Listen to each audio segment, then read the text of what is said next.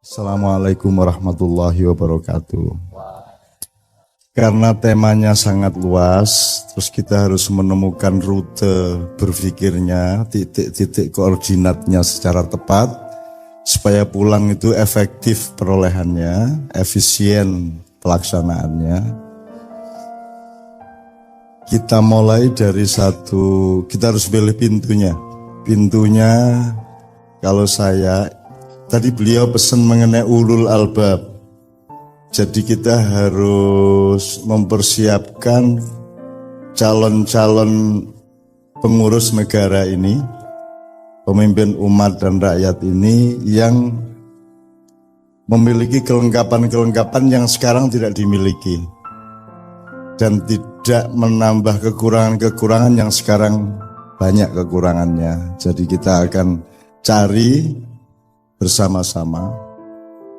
Untuk itu nanti awal-awal saya mohon izin untuk di dalam Islam Anda tahu ada 4 macam jalan yang dipakai oleh Allah untuk menjelaskan perjalanan hidup manusia. 1, sabil. Sabil itu Anda sudah kenal dengan idiom sabilillah. Jihad fisabilillah, nggawa pedang karo nggawa gendera. Terus takbir ya. Nah, kita cari nanti sabil itu apa. Terus ada kata yang juga sekarang sangat populer, syariah, kemudian kata sifatnya syar'i. Jadi ada pakaian yang syar'i, ada yang tidak. Ngarep kuwi ra ono sing syar'i blas iki. Rada-rada mburi lumayan ibu-ibu guys, syar'i banget ya. Nah, itu apa sebenarnya kita cari bersama-sama. Kita enggak marah sama siapa-siapa, enggak ngecam siapa-siapa, menggolek pase iki jane piye kan gitu. Nomor 2 syariah atau syar'i. Kata dasarnya syari. Ketika dia menjadi software menjadi syariah, menjadi kata sifat menjadi syar'i. Kalau aslinya syariah. Ya. Terus kita juga punya torikoh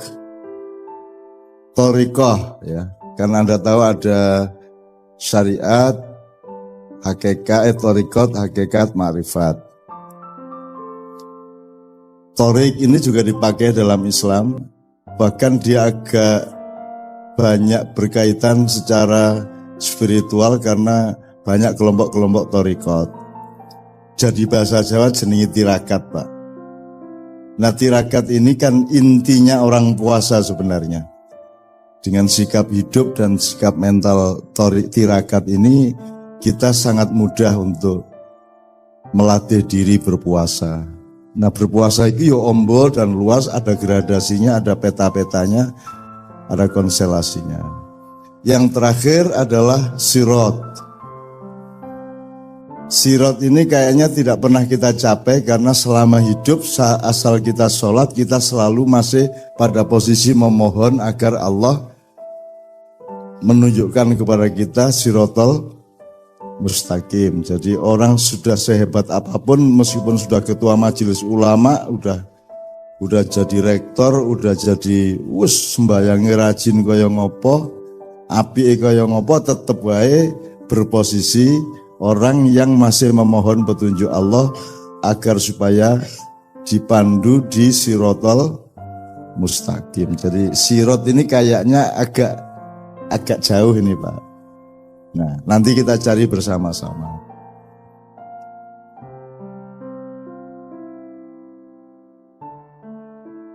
Karena urusannya jalan, maka berarti yang kita lakukan adalah mencari bagaimana caranya berjalan, kemana kita berjalan. Berarti kita berada di rentang waktu masa silam, masa kini, dan masa depan. Nah, berarti dari masa lalu, masa silam, masa depan kita harus berangkat dulu. Nek ngono saiki ndelok nang ngarep sik apa nang mburi sik. Kan gitu.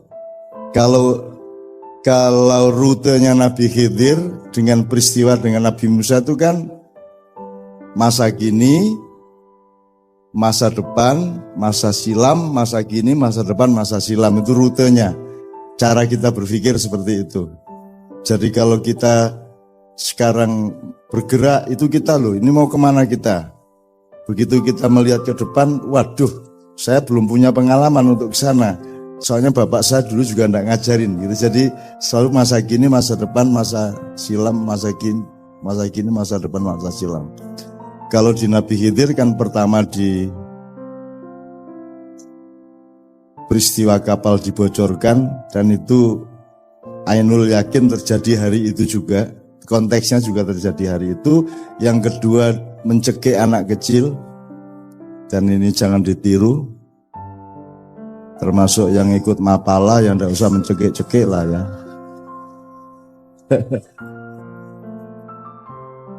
Dan saya sangat kagum kepada Pak Rektor sama Bapak PR3 yang mengundurkan diri sehingga mereka menjadi pemimpin. Kalau kita ngomong hardware, pemimpin itu ketika punya jabatan, gitu Pak ya. Tapi kalau kita ngomong software, menjadi pemimpin justru ketika dia meninggalkan jabatannya. Bener nggak itu? Kalau dia terus duduk pemimpin yang nukon niku kan gitu kan? Berarti bukan pemimpin sampean. Pemimpin yang sejati adalah yang berani berdiri paling belakang, tutwuri, handayani. Nah, sekarang orang kalau di belakang mesti pekerjaannya bukan handayani tapi banyak yang hanjegali. Tutwuri, hanjegali gitu. Hanya dui, handugangi, apa liane. Hangaploki gitu, sapi turute gitu.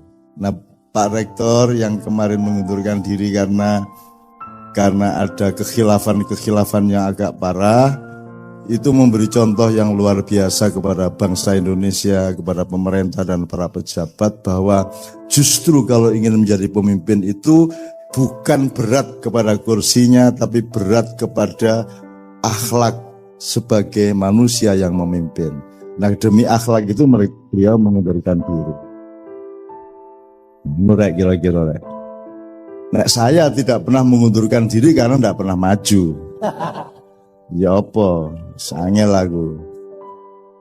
Kalau gitu gini, bisa Bismillahirrahmanirrahim, saya minta mikrofon kita cari yang enak. Kita mulai karena kita jalan ke depan, maka kita ambil Al-Hasyr ayat 18. Di mana Allah itu memberi metodologi caranya kita menempuh masa depan. Ya. A'udzu billahi minasy syaithanir rajim. Ya ayyuhalladzina amanu taqullaha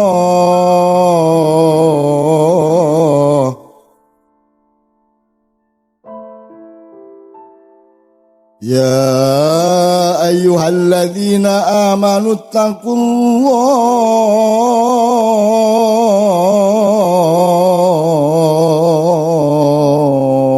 faltandur nafsum ma qaddamat lighad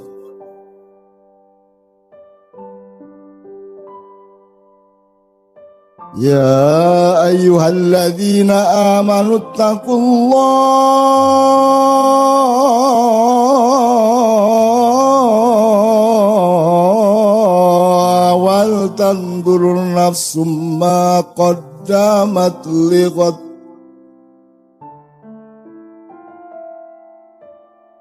wattaqullah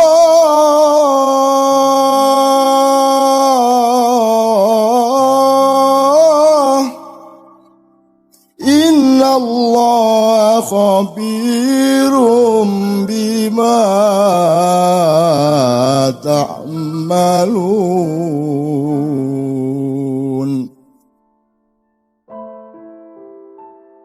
wala takunu kalladzina nasullaha wa ansahum anfusahum ulaika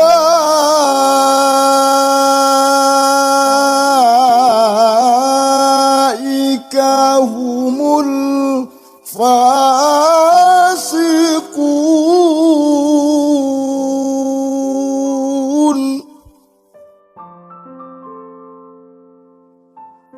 ولا تكونوا كالذين نسوا الله وأنساهم أنفسهم أولئك هم الفاسقون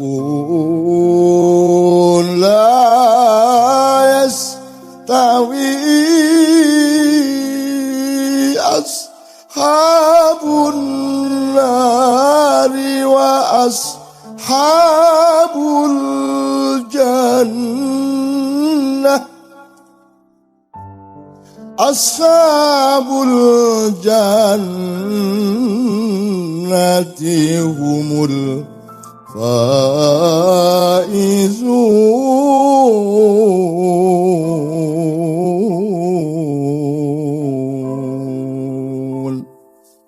Wahai orang-orang yang beriman,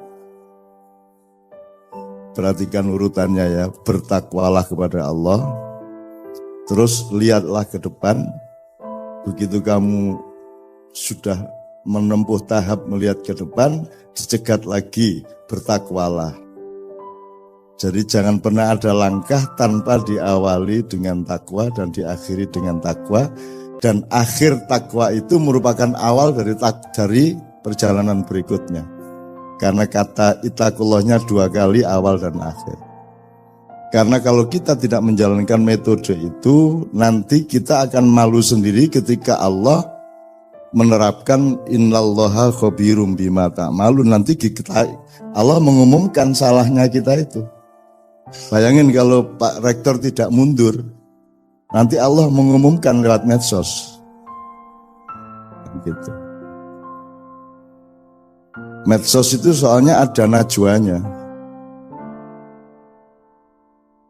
Bukan Najwa Metro TV, bukan Najwa Shihab. Najwa itu Anda cari di Al-Quran coba. Najwa itu artinya apa? Najwa itu bisikan setan.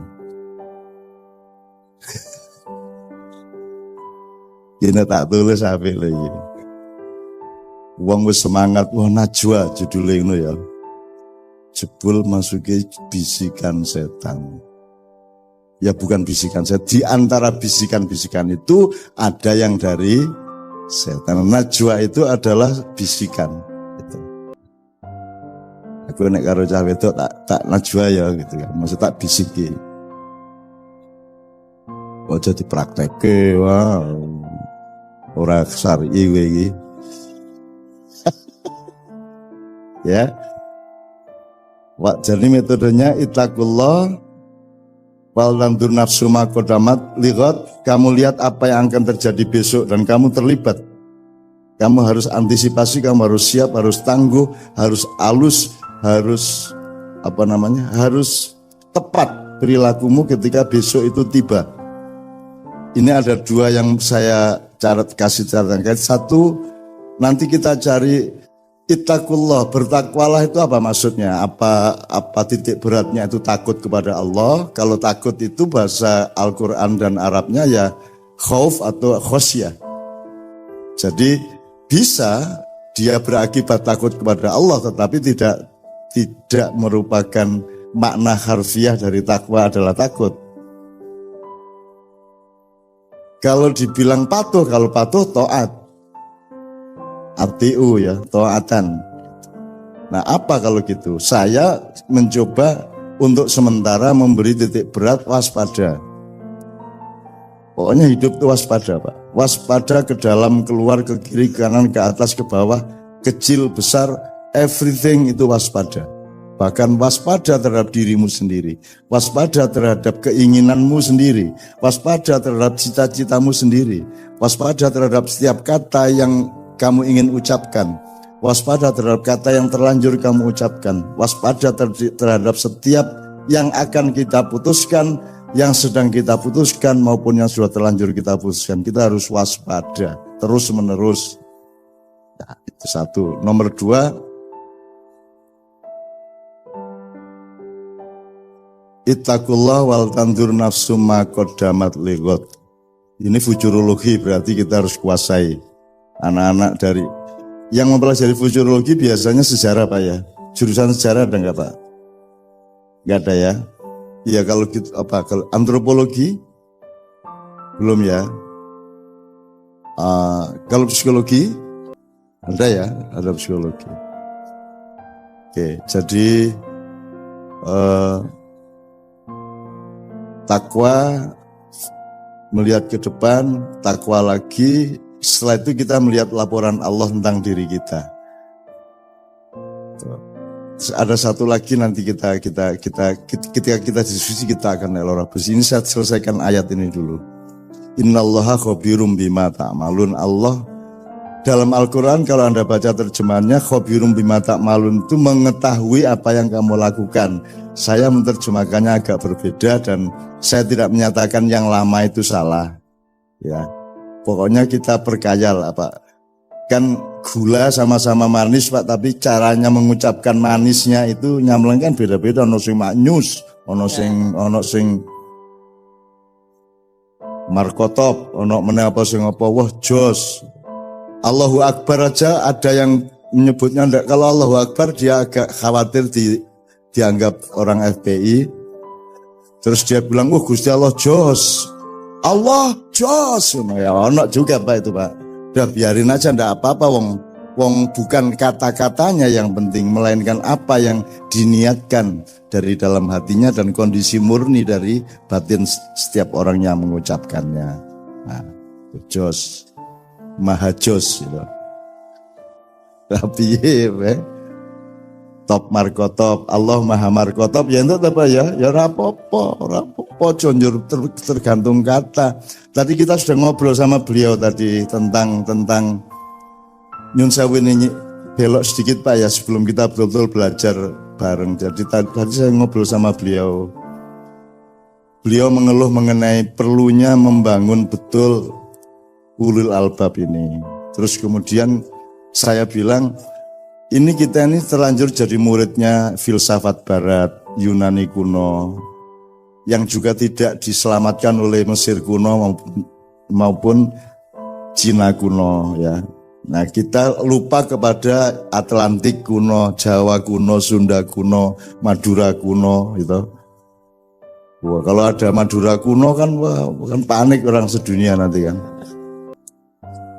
Jadi misalnya gini loh Mas, sekarang kalau di ilmu modern ada dikotomi, ini masalah intelektual, ini masalah spiritual, ini masalah material kan gitu. Kalau Anda mengenal Islam, Anda mengenal apa yang dilakukan Allah, tidak ada dikotomi intelektualitas dan spiritualitas. Sekarang kalau orang menyebut spiritual itu kan berarti kan bukan di kampus, tapi di grup torikot, gitu, wiritan itu spiritual. Loh padahal yang Anda urus di kampus ini kan rohani, kan nilai, ilmu itu rohani. Berarti Anda itu spiritualis, Anda sedang melakukan perjuangan dan perjalanan spiritual. Cuman ada gradasi dari spiritualitas. Jadi bukan dikotomi ini spiritual, ini intelektual. Semua itu satu bulatan yang paling dalam kita sebut roh. Kemudian perabaan atau indikator dari ruh yang Allah sendiri yang tahu itu. Kulir ruhu min amri rabbi, ya, nukleusnya, ya, nukleolusnya bahkan. Kemudian nanti kita baru kayak kelapa lah Mas ya. Jadi nanti kita ada santannya, ada kerambilnya, ada badoknya, ada apa menere, sabutnya, ada kulit luarnya kan gitu kan. Katakanlah bulatannya itu kelapa. Nah, yang tidak bisa kita lihat adalah yang paling dalam gitu ya. Kalau kita kuliti sedikit kita bisa melihat sabutnya. Kalau kita pakai dulu, kalau saya waktu kecil untuk memecah kelapa itu kan wajarnya lenggis diwalik njur dikene ini. Nah, saya dulu kan kita kan zaman nom-noman kan rodok sing ora-ora kae Pak. Berarti kalau dilanggar di musola itu balapan pertandingan ngoncai kelopo nganggo untu. Berarti mana mudun cepet-cepetan Pak. Kalau sudah cabutnya terkelopas semua, tinggal badoknya baru kita naikkan, piar gitu. Nah itu saya dulu lomba-lomba gitu itu. Tuh. Bangsa pokoknya klopoe nek wegah ngundake langsung pior gitu Mas. Asal tepat di pojoknya, jangan terlalu ke atas, jangan terlalu ke bawah. Itu ada tekniknya Mas. Loh ya apa sampean? Sampai adu kepala sama kambing berani saya, cuman harus presisinya. Karena kalau kambing kan gini Mas, dek gitu. Nah, itu kambing juga tidak begini, dia agak begini Mas. Itu kalau Messi atau Ronaldo, itu ilmunya ilmu berapa sudut bola itu supaya lambung segini, berapa sudut supaya lob pisangnya segitu. Kalau penalti itu yang ini kan sininya, sini, itu 0, sekian sudut itu berbeda, gagal masuk Mas. Gitu Mas. Nah, kelapa juga begitu. Nah, saya kira ulil albab harus sampai ke soal mecah kelopo, Mas. Lah iya, Mas. Sekarang ini, Pak, orang jahit pakai linggis lah wis saiki. Wong ngono kok gelut itu. Gitu kok bertengkar itu loh. Jadi saya itu seneng lihat Indonesia itu, ya Allah, lucunya manusia itu, ya Allah bertengkar. Yang satu Bhinneka Tunggal Ika, yang satu 212 gitu ya. Terus yang klenik, jadi ini kan karena berhubung sudah tidak ada SDSB, udah nggak ada togel, yaudah sekarang setiap peristiwa kita cari angkanya 411, 212, 205 kan gitu kan. Kita sebenarnya itu kode untuk para petarung sepak bola gitu kan. Nilai yo pelowong senengane sing ora-ora dan terus kerengan, terus benci satu sama lain. Kemudian balas dendam satu sama lain terus sampai hari ini. Sekarang ada viral sopo ya saiki pokoknya giliran ini lagi giliran mukul. Jadi kalau zaman dulu Pak ada pertandingan ujung Pak. Sampai ujung itu pakai penjalin panjang, itu gantian mukul. Jadi setiap pemainnya itu hanya pakai celana atau sarung, tidak pakai baju atau kaos, pokoknya telanjang gini. Nah itu pokoknya giliran mukul pakai itu pakai penjalin itu, dan luar biasa sakitnya Pak. Itu boleh mengelak dan tidak pasti bisa memukul. Itu tergantung tergantung BIN sama Polri lah. Kena apa tidak kan gitu kan. Ini tadi kok sampai ke ujung sialan ngapain ya? Oke.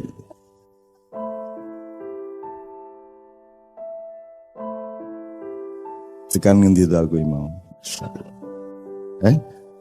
Iya, kok sampai ke penjalan apa tadi itu? Kelapa. Ya ini saya ngomong presisi. Saya kira salah satu problem Indonesia sekarang adalah tidak ada yang gelisah terhadap presisi intelektual ketika menilai sesuatu. Ada banyak bias-bias, ada banyak goyang lah. Ngelihat sesuatu tuh goyang gitu. Ya tidak presisi. Nah presisi itu kalau bahasa Al-Qur'annya menurut saya hikmah. Hikmah itu dari kata hakama yahkumu. Kalau hikmatan atau hukman itu kan semacam penemuan yang teradil dari sesuatu hal, itu namanya hikmah. Tetesan yang paling murni dari suatu peristiwa itu namanya hikmah. Maka subjeknya yang namanya hakim adalah orang yang paling berpengalaman dan punya kelembutan nurani dan kecerdasan akal untuk menemukan yang paling adil dari suatu peristiwa. Itulah hakim. Jadi Al-Hakim, Allah Al-Hakim adalah Allah yang maha presisi, Allah yang maha mengetahui hikmah. Gitu. Makanya kita selalu ngomong Kalau ada apa-apa ya diambil hikmahnya gitu. Kalau kita kecurian motor gitu terus ketemu konco ya dijupuk hikmah gitu. Ning mergo kecurian beberapa kali, begitu ketemu konco, ayo ngomong hikmah, ayo ngomong hikmah, tak duduk ndasmu ayo ngomong hikmah, ayo bolak-balik kecolongan aku. Awas ini ngomong hikmah, ayo. Gitu. Orang yang menderita berkali-kali jadi hafal, Pak. Ayo ngomong hikmah gue, ayo. Gitu. Oke. Saya persingkat teman-teman sekalian, faltantu nafsu maqaddamah wa taqullaha innallaha khabirun bima ta'malun. Kemudian Allah memberi teori lagi mengenai wala takunu kalladzina nasullaha wa ansahum anfusahum ulaika humul fasikun. Jadi definisi fasik adalah orang yang mengalami dialektika lupa kepada Allah sehingga lupa dirinya sehingga lupa Allah. Lupa ini mari kita buka pintunya. Lupa itu kan tidak hanya, lupa itu artinya ketidaktahuan, kekeliruan. Dan itu bisa berlangsung di segala hal. Bisa lupa, Allah mengatakan nasullaha wa ansahum anfusahum. Anda lupa kepada dirimu sendiri. Lupa kepada dirimu sendiri itu kan boleh berkonteks macam-macam. Kan gitu. Boleh identitas sosialnya, boleh jabatan strukturalnya, boleh konteks kekeluargaannya, boleh posisi sosialnya, boleh apa saja. Lupa kepada diri itu kan bahaya sekali. Gitu. Nah di Indonesia ini orang tidak punya kewaspadaan untuk tidak lupa. Gitu. Kadang-kadang undang-undang aja lupa. Kadang-kadang, tapi ini tak contohin jadi tahu lah. Pokoknya jangan lupa tanya, jangan kalau seharusnya 2 derajat, jangan 2,5 derajat gitu lah ya. Supaya itu sudah tersebut lupa gitu. Kemudian baru Allah di akhirnya, di endingnya memberi rumusan yang sangat jelas, tidak sama ahli neraka dengan ahli surga. Yang ahli surga adalah mereka yang beruntung. Nah sekarang untung itu kan definisi kita kan menentang Allah. Yang kita maksud untung kan untung materialisme, untung materi. Untung bagi Allah, aku takon, beruntung mana rektor terus rektor, apa rektor mengundurkan diri karena kasus? Yang mana yang beruntung? Dia terus jadi rektor, apa dia mengundurkan diri? Yang mana yang beruntung?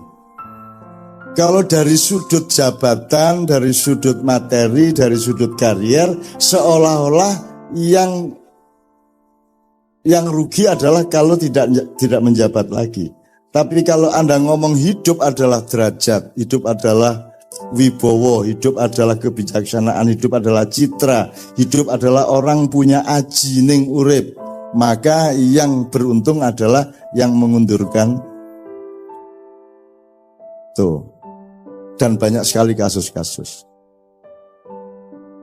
Ashabul jannati humul faizun. Oke, teman-teman sekalian, kita mulai dari situ, baru nanti kita lihat UI dan Indonesia F Fakultas Psikologi dan Ilmu Sosial Budaya. Anyar gitu ya. Nggak, maksud saya aku ini biar mlebu psikologi UGM, Pak. Bahwa ora diterima urusan UGM. Ini aku lak mlebu ya toh, karepku lak mlebu apa aku ora diterima itu gabungan dengan ilmu sosial ya.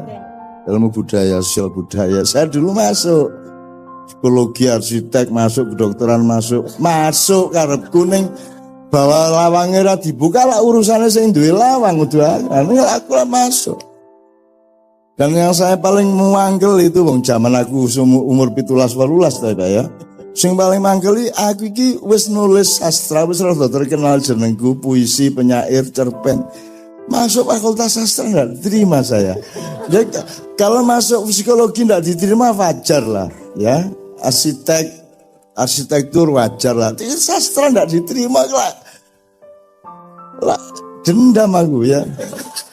Gendam aku. Ya wis akhire tak tokno. Tak sepatani wis. Pokoke 5 tahun meneh tak ceramai kowe kabeh ngono aku.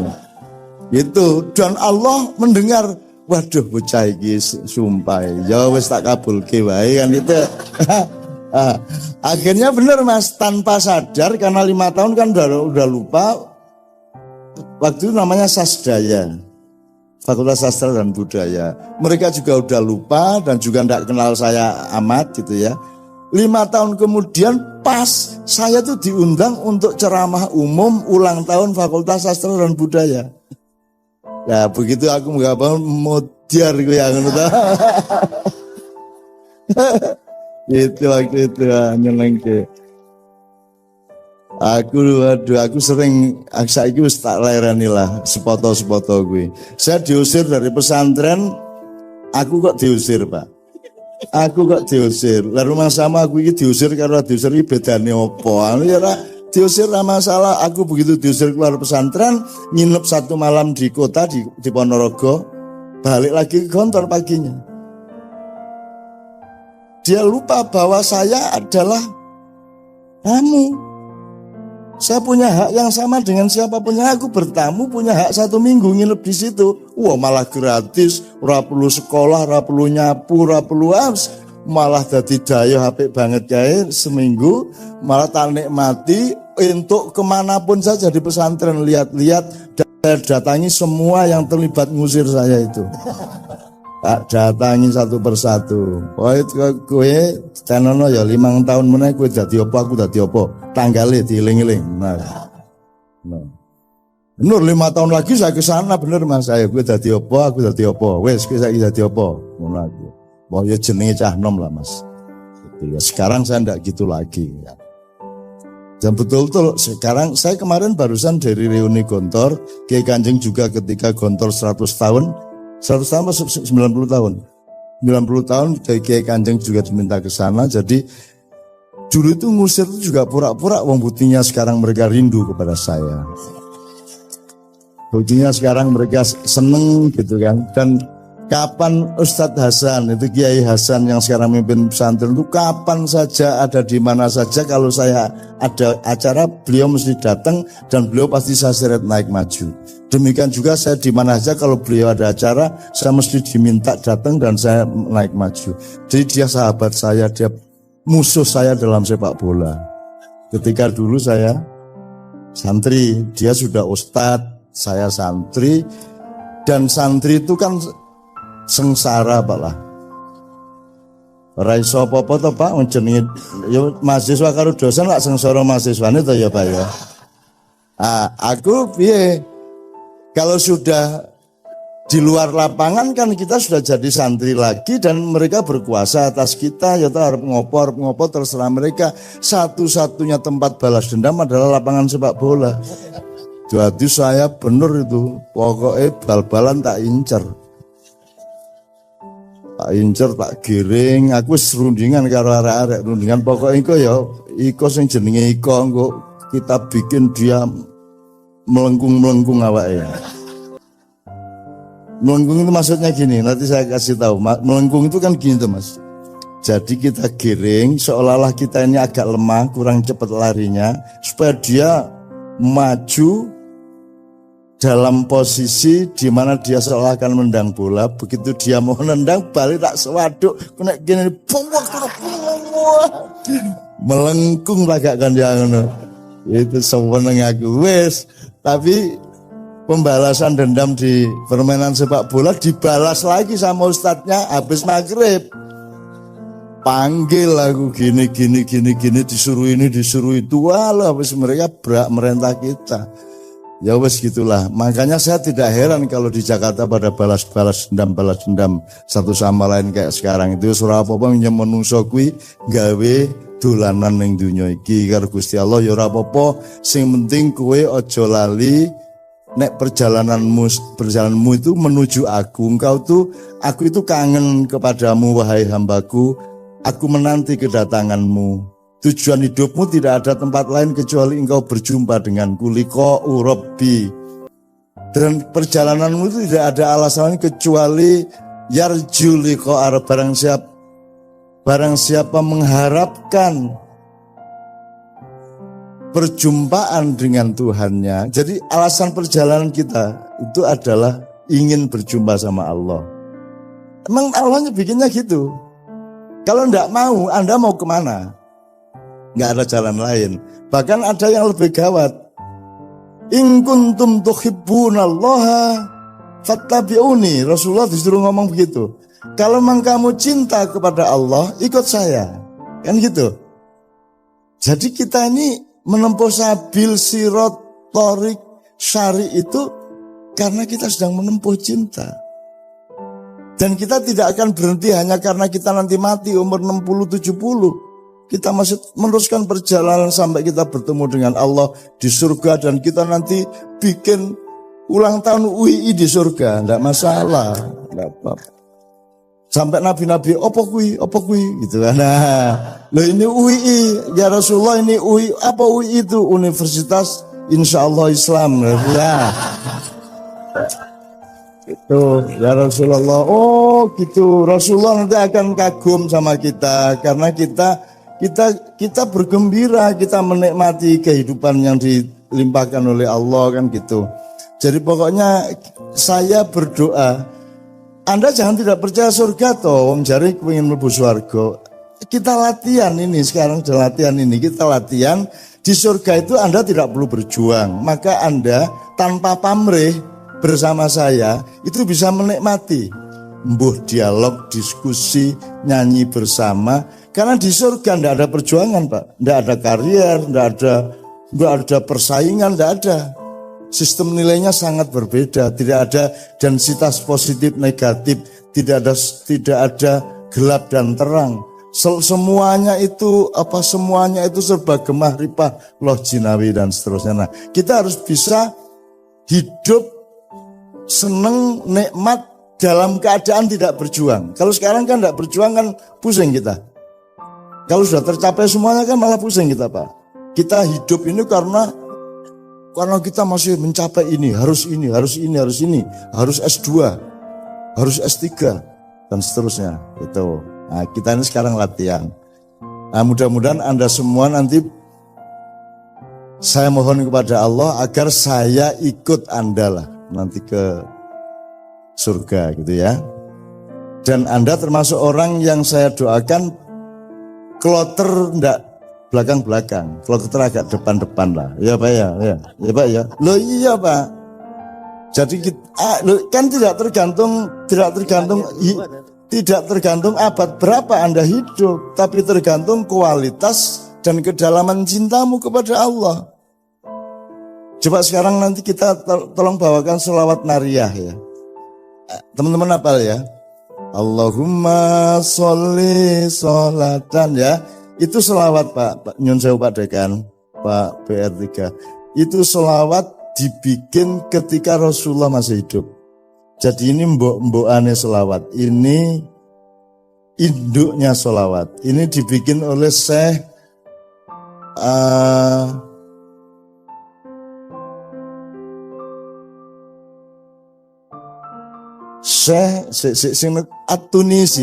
Syekh At-Tunisi tapi hidup di Maroko, dan yang menyebut ini selawat nariyah adalah umat Islam Maroko. Ya. Jadi beliau itu hidup ketika Rasulullah dan dia sangat kagum, sangat cinta. Kemudian dia membaca 4.440 kali sholawat yang dia bikin itu. Besoknya dia sowan kepada Rasulullah. Ini ada hikmahnya, kalau Anda baca 33 kali ini urusan rezeki. Kalau Anda baca 41 kali rezeki dan derajat. Kalau ini semua kan ya muga-muga kabeh lah ya, tidak ada kepastian. Kemudian kalau Anda mau menyeluruh limpahan Allah kepada Anda, bacalah sholawat nariyah 4.444. Neng aku pesimis do gelem maca. Modar wae Pak ya ping 4. Anggo kowe entuk ping 23 bingung iki mau 23 para 23. Ah wis ora sida sida kowe. Mesti ra sida kowe. Aku bingung cetak-cetok akhirnya ya wis Wis pokoke ikhlas ngono akhir ending. Jadi wis bismillah pun manut kula kan gitu. Piye Pak arep 4.444 ki? Wis ora mungkin ngitung jagung sejumlah 4.000 wis rasa-rasa nok maca nariyah ping 4.444 modaro ora mungkin wong saiki kecuali yang sedang sedih banget, ndak ada kerjaan banget gitu ya.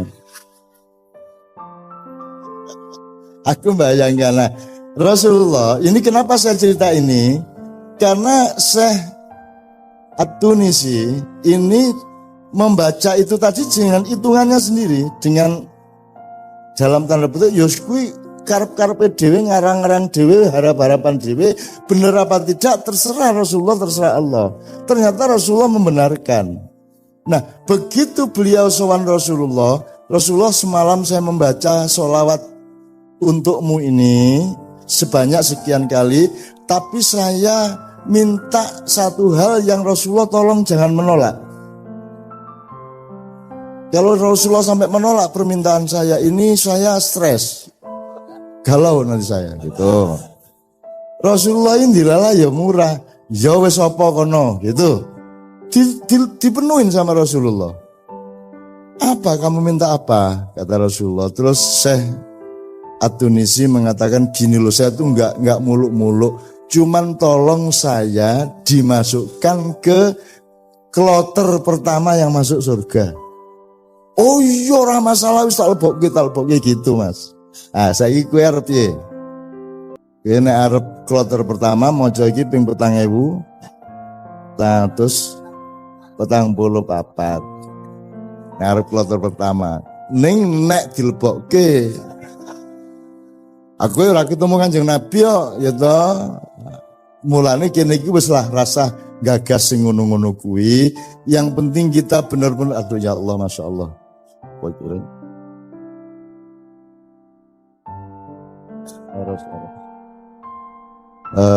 Jadi sekarang saya minta teman-teman membawakan sholawat nariyah untuk supaya karena ini sholawat yang Rasulullah sendiri mendengarkannya, menyukainya. Sehingga saya berharap acara malam hari ini betul-betul merupakan revolusi ulil albab.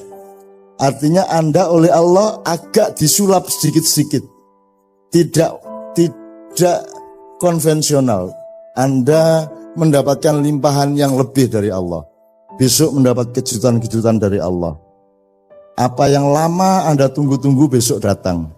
Apa yang lama Anda idam-idamkan kelihatan akan tercapai. Ya, wanita yang Anda share sejak lama besok mesem sama Anda. Wow. Dari tadi saya mendoakan macam-macam gak ono sing amin, begitu soal sir-siran amine banter ya karu-karuan.